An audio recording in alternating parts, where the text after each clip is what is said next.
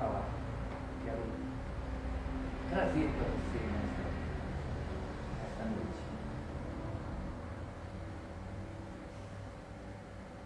Ezequiel 37, verso de número 13. Esperar você abrir, achar.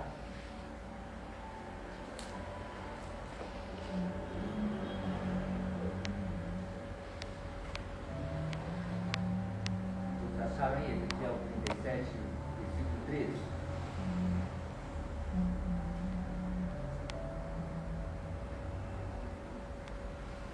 Todos acharam? Dê para mim aí, quem puder. Sabereis que eu sou o Senhor, quando eu abrir a vossa sepultura e vos fizer sair dela, ó povo meu. Amém. Sabereis que eu sou o Senhor, quando eu abrir as vossas sepulturas e vos fizer sair das vossas sepulturas. Sabereis que eu sou Deus, ó povo meu. Estamos falando sobre vida, de vida, porque aqui até então está falando de morte. Se formos ler do versículo de número 1, vai dizer o quê? Veio sobre mim a mão do Senhor, e o Senhor me levou em espírito e me pôs no meio de um vale que estava cheio de ossos e me fez andar ao redor deles. E eis que eram muito numerosos sobre a face do vale e estavam sequíssimos. E me disse: Filho do homem, poderão viver esses ossos? E eu disse: Senhor Jeová, tu o sabes.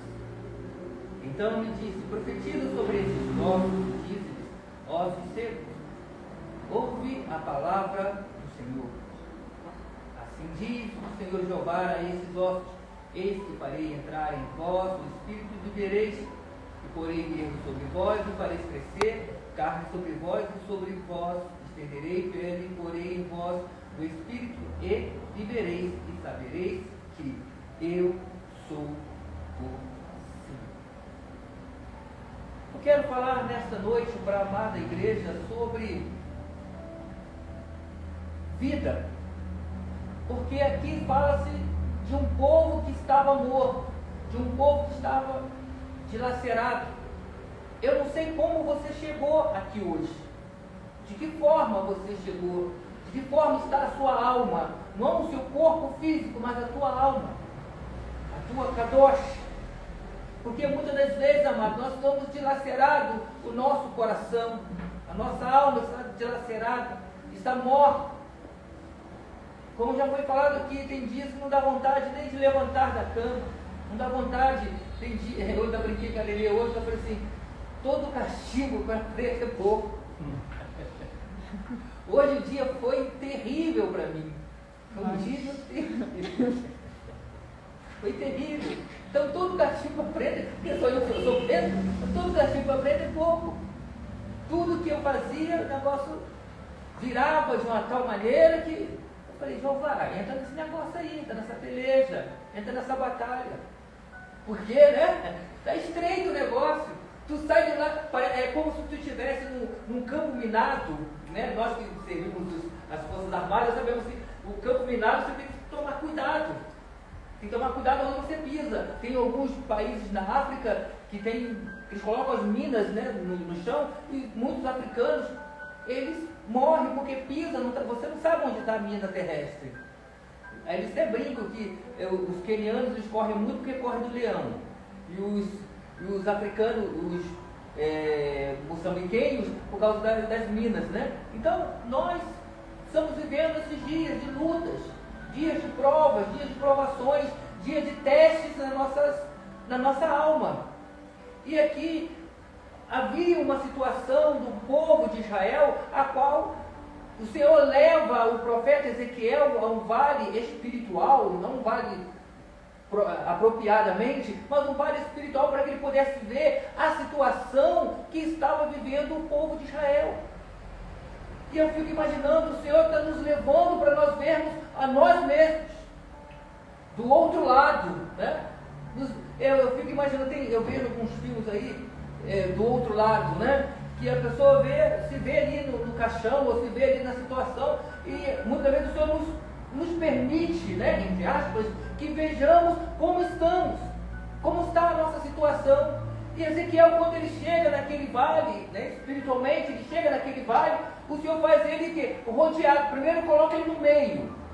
Eu quero dizer para você que todas as situações de adversidade, você estará no meio. Você vai estar no meio. Você vai estar na peleja.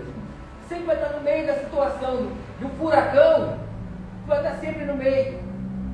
Você vai estar sempre diante daquela situação. Mas o Senhor vai sempre nos dar um escape. Ele vai sempre nos dar um escape. Porque Ele é conosco. Ele prometeu que iria fazer algo por nós. Então, quando Ezequiel está no meio do vale, mas quando você está no meio do vale, você não consegue enxergar a totalidade da situação. Muitas vezes, quando nós estamos no meio do problema, nós não conseguimos enxergar a totalidade da situação. Nós não sabemos se tem solução ou se não tem, ou se já estamos no final. Eles dizem que o poço ele nunca tem fim. Quanto mais tu desce, mais tem mais um pouquinho para você descer. E assim, muitas vezes nós estamos vivendo dessa forma, descendo e cada dia mais descemos mais um pouquinho. E Ezequiel, quando está aqui agora nesse vale, no meio do vale, o Senhor agora fala para ele, rodeia o vale, sai do meio, porque o Senhor está querendo nos tirar do meio para que Ele possa entrar no negócio. Enquanto tu estiver no meio, Deus não entra. Pegou a visão aí? Já começa a entrar na história comigo, pastor. Quando você está no meio, Deus fala assim, agora sai do meio e começa a rodear, para você ver a situação em geral. E Ele agora fica no meio. Porque quem tem que ficar no meio, missionário Elidiane, é o Senhor, não é você que tem que ficar no meio da tribulação, no meio do problema. Quem tem que ficar é o Senhor, porque Ele que lhe acalma a tempestade, Ele que acalma o vento, Ele que acalma o mar, Ele que acalma toda a situação que você está vivendo. E simplesmente agora, quando o profeta acaba de rodear aquele vale, que ele vê, primeiro que a Bíblia fala aqui, que a mão do Senhor leva ele num vale que tinha um monte de ossos, estava cheio de ossos, e eles estavam, ao redor dele estavam muito numerosos na face da terra, mas estavam o quê? Estavam sequíssimos, estavam espalhados, quebrados. E agora, quando ele termina de rodear, ele termina de fazer o mapeamento do terreno, da situação verdadeira que estava acontecendo, que ele toma ciência da situação, porque às vezes, eu esqueci o nome do irmão, Odailton. Eita, não vou lembrar, não vou esquecer mais.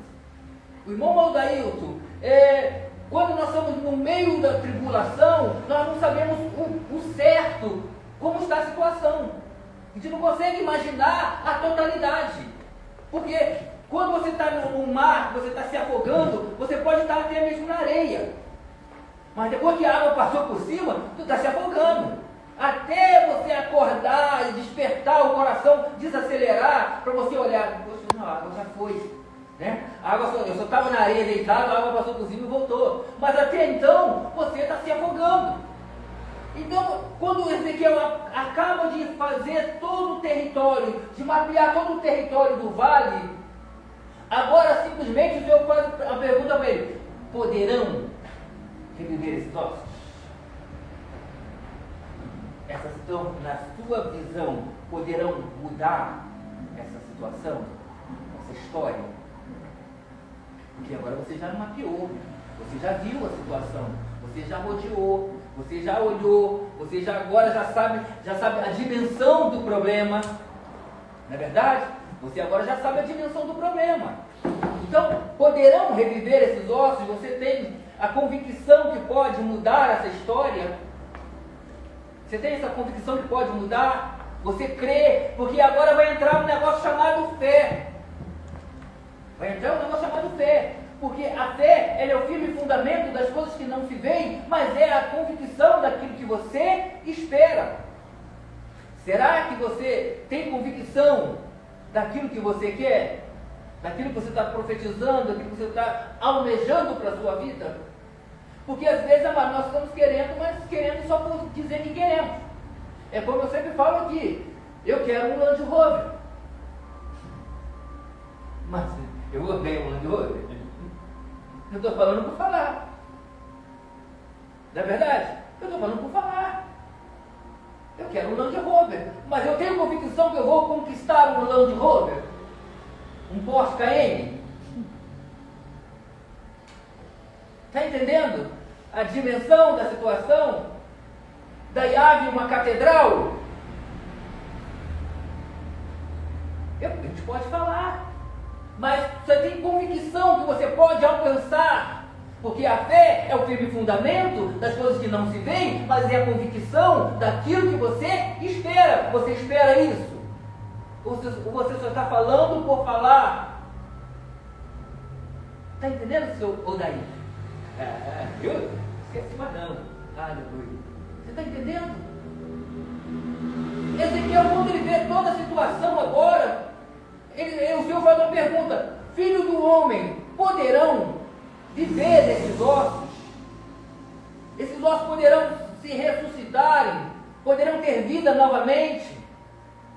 Essa situação que você está dizendo hoje, o Senhor está falando para você exclusivamente, que está me ouvindo, me assistindo pela live, você que está aqui na nave da igreja, você poderá reviver essa situação, poderá ter solução para o problema que você está passando neste momento?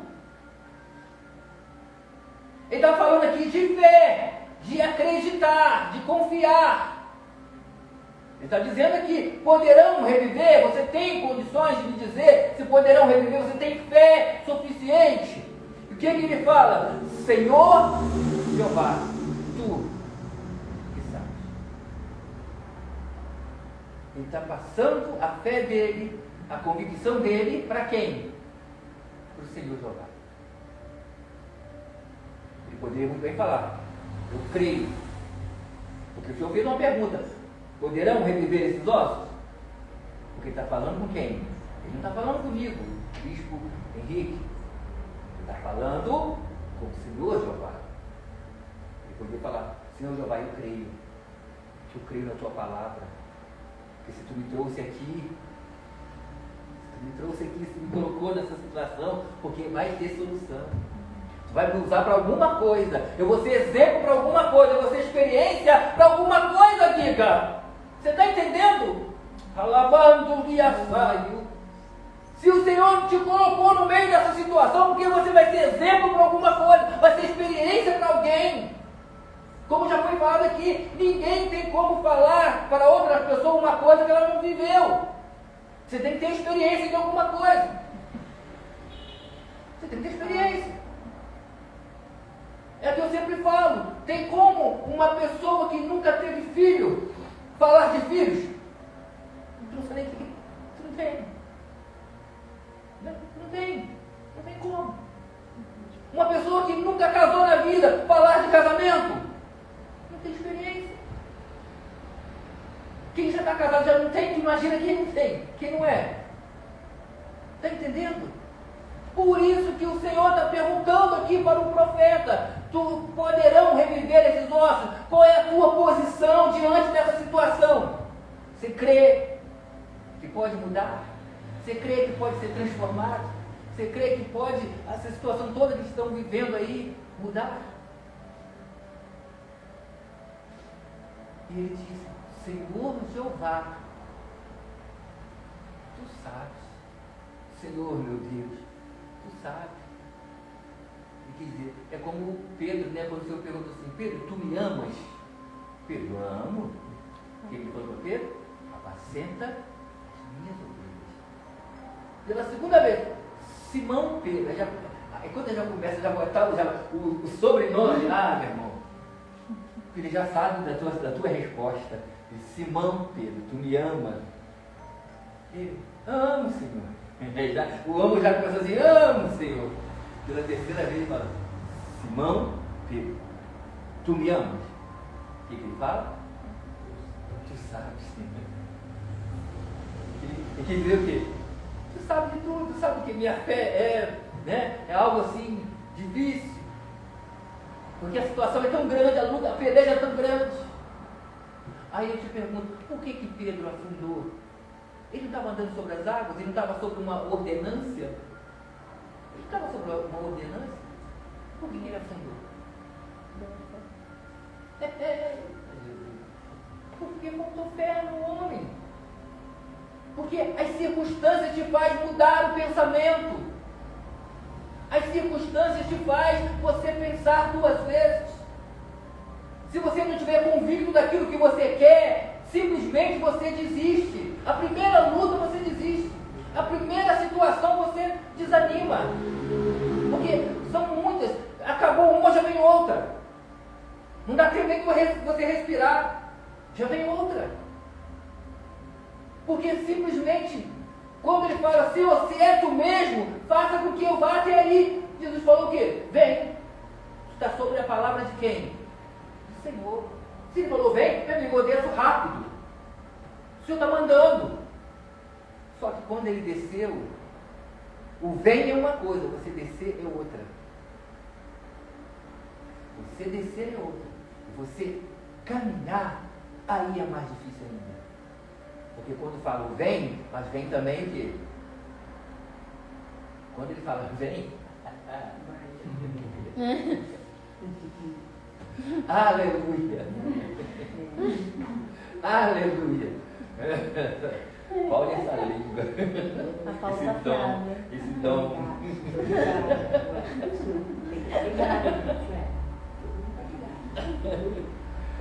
Tu não está ligado, né? Não está vendo.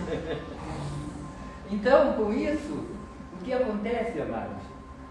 Quando Ezequiel vê a situação, mas ele não tem convicção, porque ele não tinha convicção que poderia reviver aqueles ossos, porque nem eu, nem você, nem ninguém, amados, teríamos a convicção que aqueles ossos iam ressuscitar, porque é só colocar na tua situação de hoje. Se alguém perguntar para você, essa situação que você está vivendo, você está aguentando? Não. Pode mudar, tu? Não. Está entendendo? Então é tão simples entrar dentro da história. Por isso eu gosto de entrar dentro da história. Porque tu começa a viver a situação, tu começa a ver, pô, mas ele não está errado não. Ele não está errado. Como eu sempre falei, se eu tivesse lá no Egito, saísse do Egito, tivesse chegado diante do Mar Vermelho, ou eu ia afogar Moisés, ou ele meteu o cajado na minha cabeça, porque eu ia perturbar ele até ele dar solução para mim passar aquele mar. Porque até então ninguém sabia que o mar ia abrir. Ninguém sabia que o mar ia abrir.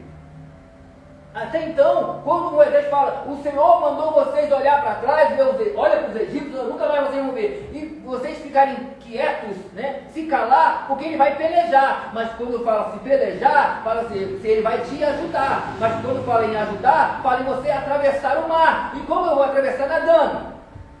Se eu não vejo um barco, se eu não vejo um helicóptero, se eu não vejo uma lancha, se eu não vejo um catamarã, eu não vejo nada. Como que eu vou atravessar? Porque até então ali, esse povo estava com fé? Não. Eles não estavam com fé. Foi o que eu disse ontem na igreja que eu preguei. Deus. E na minha que eu fui também foi falar sobre fé. Pegou a visão aí? Porque uma coisa é você colocar em prática a sua fé. Outra coisa é você ter uma fé paralela. Uma fé paralela.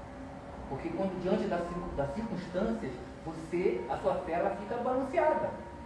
Diante de um problema, a sua fé fica balanceada. Se chegar aqui um Hamas da vida e falar para você, nega Jesus ou morre, tu vai negar Jesus rápido. Porque tu não vai ter fé em falar, não, eu quero o meu Jesus e acabou. E ele te dá um tiro. Você vai negar Jesus.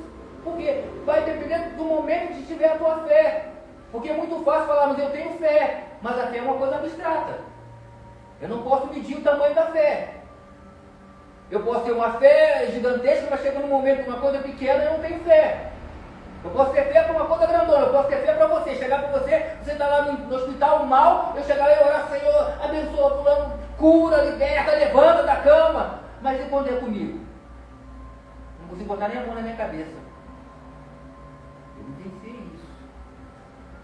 vivenciei isso. De estar em cima da cama, eu não conseguia orar por mim mesmo. E orar por outras pessoas que estavam do meu lado, na cama do meu lado. E eu não conseguia orar por mim mesmo, que estava necessitado também.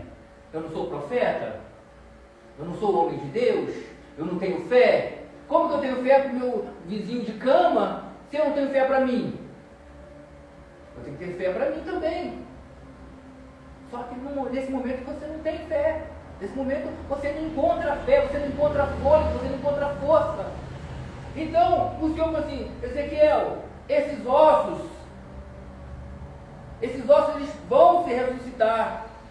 Esses ossos vão ser transformados, vão viver novamente. Mas não depende somente de mim. Eu te trouxe aqui para te mostrar que você, mesmo na tua fraqueza, mesmo nos momentos de lutas que você tem passado, eu sou contigo. Eu te escolhi para ser profeta. Eu te escolhi para ser um homem a qual vai levar a minha palavra, mesmo debaixo de lutas. Porque a coisa natural você sabe fazer, a sobrenatural é comigo. Então tu vai fazer a natural. A tua parte, a parte do profeta na terra, é fazer coisas naturais. A do Senhor quer fazer a sobrenatural. Às vezes nós estamos dando cabeçada porque queremos fazer o sobrenatural. Querer fazer o que é de Deus para fazer e nós não fazemos o que é para nós fazermos. E ele falou assim: Ezequiel, tu vai fazer a tua parte natural, que é o quê? Profetizar. E eu vou fazer a parte sobrenatural, que é trazer a existência. O que ele falou para Marta e Maria? Aonde o puseram? Está lá, já está cheirando mal, já é de 4 dias. Faz o natural. Qual era o natural? Tirar a pedra. Qual era o sobrenatural? Trazer a existência lá. É isso que Jesus está falando conosco nessa noite de libertação, amado. Que ainda há vida aí. Ainda existe vida. Mas depende de você. É você que tem o poder de restaurar, de ressuscitar, de trazer vida àquele que está morto espiritualmente. Tem muitas pessoas que estão mortas espiritualmente. Aí quem está morto mata o outro. É como se fosse um legume ou uma fruta estragada no meio de um saco. Aquele que estiver ao redor vai ser contaminado, mas se tu tiver vida, tu vai trazer vida para outros que estão ali. Quem tem vida começa a brotar. Ei, desceu o fresquinho agora da padaria. Quem tem vida brota. Você pode ver, até dentro da geladeira brota. Foi segunda-feira, né? Segunda-feira, o pastor Robson nos apresentou na pedra como é que chama o negócio? Mostarda. Mostarda. Na pedra. Nasceu na pedra a mostarda. Geralmente se nasce na terra, né? Nasceu na terra. Porque ainda tem vida ainda.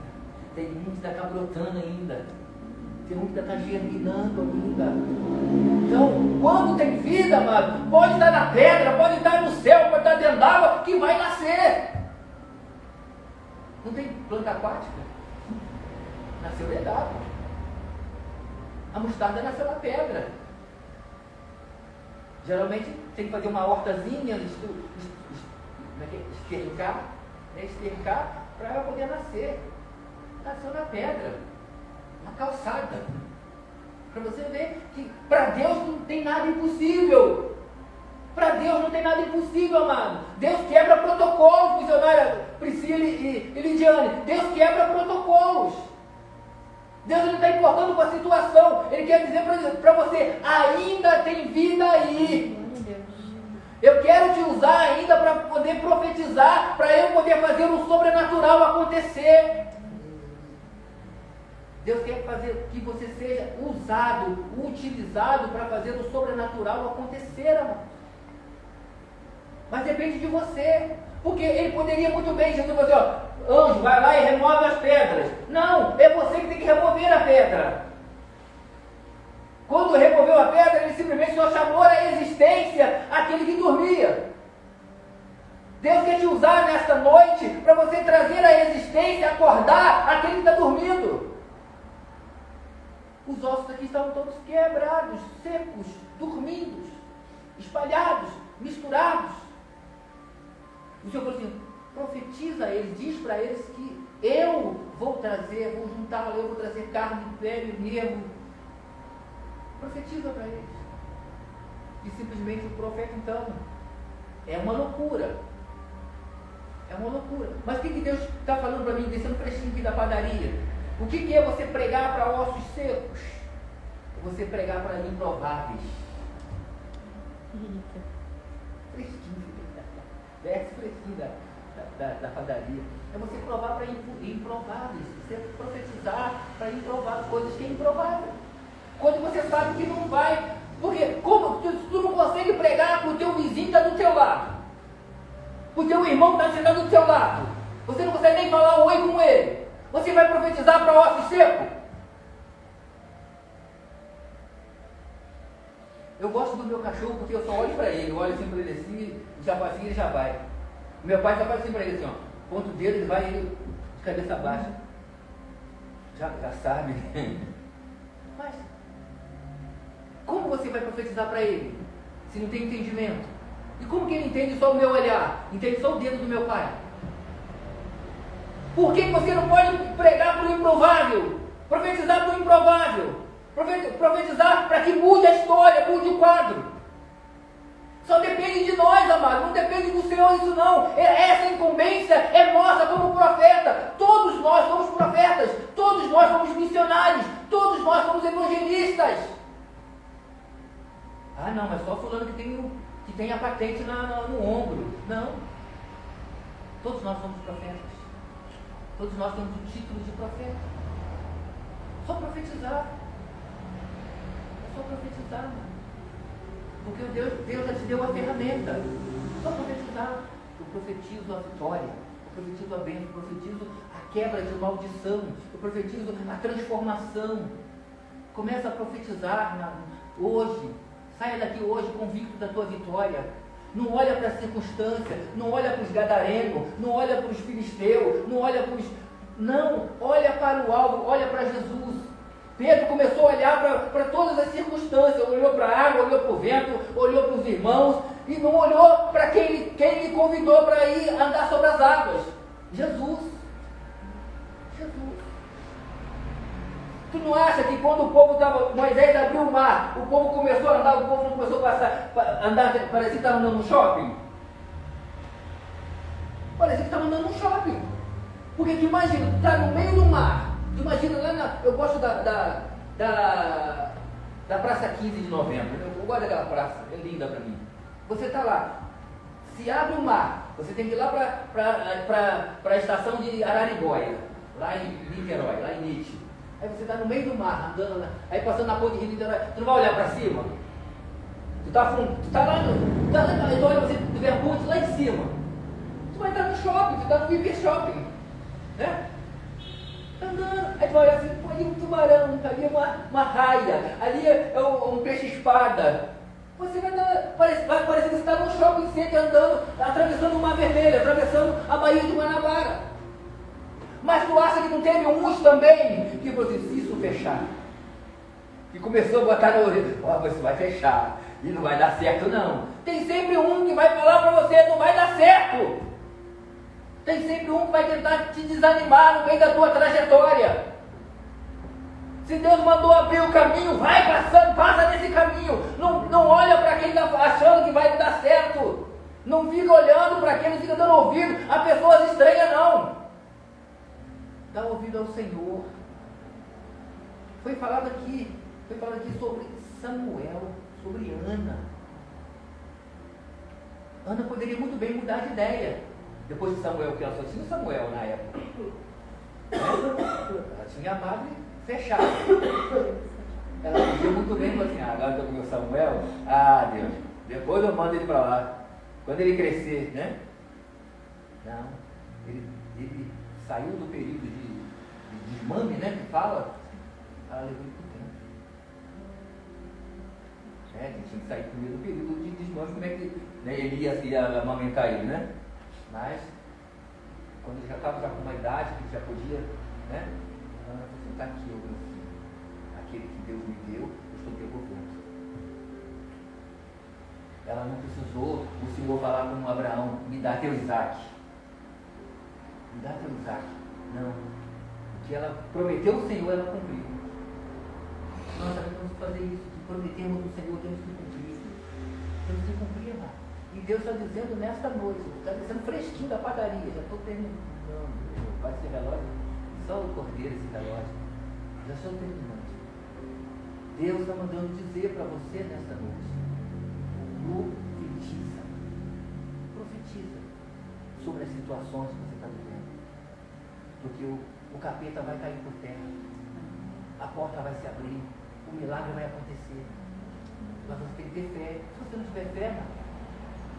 Como o pastor Robson falou aqui, quantas pessoas que estavam lá no culto de oração, lá de libertação, mas se perguntaram, qual foi a palavra? Não sabia. Que louvor? Não sabia. Quem era o pastor? Não sei. Porque não está preocupado com isso, está preocupado só com a oração, em posição de mão. Só isso. Eu fui pregar lá em Levi Gaspariano, foi uma bênção o culto lá. Todo mundo, quando o ato profético, todo mundo na frente, todo mundo recebeu, balançou, cantou, mais glória! Aí depois acabou, o foi assim, agora nós vamos embora, né? A fila indiana. Eu falei, gente, mas vocês já vieram aqui na frente, eu tenho que ir embora, eu moro em Petrópolis, é longe. Entendeu? Como que está a tua fé? É preciso eu ir tocar em você para você sentir a presença de Deus, amado? É a minha mão. Basta uma palavra, o centurião, que ele era um centurião, não era um homem cristão, não era um homem. E ele falou assim, Senhor, basta uma palavra tua, e eu creio que o meu criado ficará são. Basta uma palavra, não precisa eu estar aqui estendendo a mão sobre você, botando a mão te sacudindo para tu balançar, para tu cair, não precisa. Basta uma palavra do Senhor na tua vida hoje, o teu milagre vai acontecer. O teu milagre vai acontecer, amados. Não precisa. É só você ter fé. Tem fé. Deus fará. Amém? Vamos fazer a campanha. A campanha